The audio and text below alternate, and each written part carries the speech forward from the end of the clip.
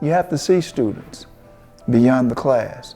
You have to build relationships with them so that they know that you care about them, that you are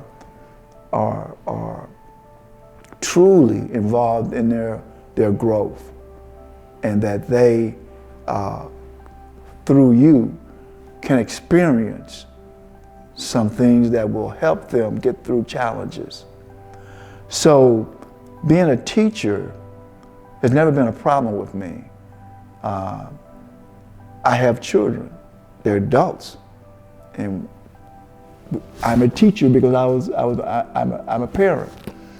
So if you're concerned about the students, then you care about them, and then you're able to leave that environment, the teaching environment, go to your studio and do wonderful things. Because I've always thought that a teacher who does not do what he teaches is not a real good teacher. Students need examples. You know, if I'm teaching you something and I can't do it, or I'm not doing it in the professional world, then to me that's a negative. So when my students see that I'm working out in the professional world, when I engage them in public art projects, which I have, the first sculptures that I did in Houston, 9 pieces, students were working with me on that project, and so they learn the ins and outs of creating an art piece. They understand that it's not just making the work. You got to have engineers, structural engineers, and all kinds of people involved with your projects. So I have to make work because I don't want the students to be able to draw better than me. First of all, I got to keep drawing, you know, and I got to keep learning new things so that I can share it with them. But they learn things and they actually share them with me.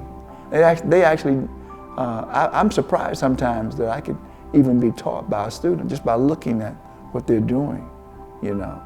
So teaching and doing my work go hand in hand. They're inseparable, you know. It's important. Growing up in Memphis, I'm from the 60s. I was an activist. I went to jail, civil disobedience. Okay, let's make sure we know that. I marched with Martin Luther King.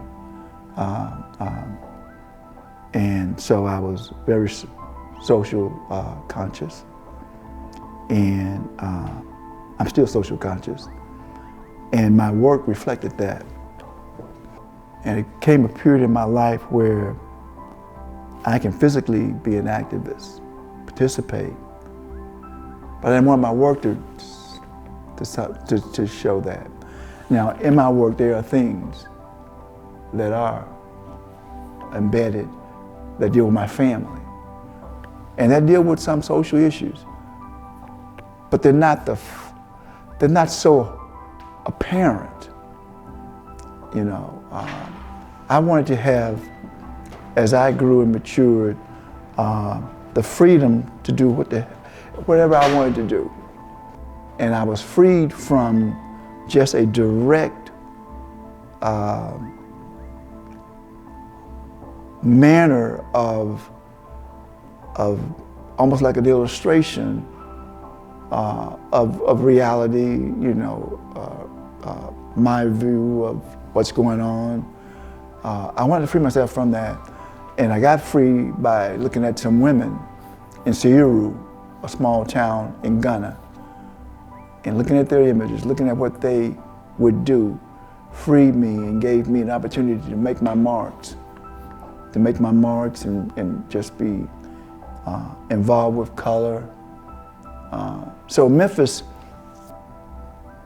was an integral part of me growing and doing my realism, learning how to draw, and then moved from Memphis to Philadelphia in graduate school, learning even more how to draw. I mean, I some of my fellow students would kid me because I became an apprentice under a couple of professors. And they said, "What are you doing that for? You're in a master's program." I said, "Yeah, I'm in a school, so I'm still learning." And that really helped me. And then that started to open my eyes on other ways of seeing. And so from Philadelphia, I moved to Houston. And Houston was primarily just a small town with just Houstonians. But people started moving in, especially in the 80s, and the arts community really started to grow. Artists from around the world started moving into Houston. So it gave me an opportunity to know other people and to be a member of a vibrant arts community. And so that affected me in a way where it allowed me to see the world in Houston and to be able to grow and mature to where I am now. I think each artist has a period of time where they either change or are satisfied with remaining the same. I needed change, and that's how I evolved. That's my evolution of sight. The two curators, Mark and Lauren,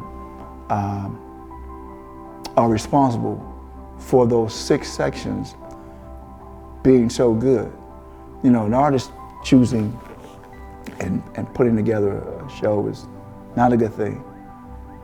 The artist's job is to make it.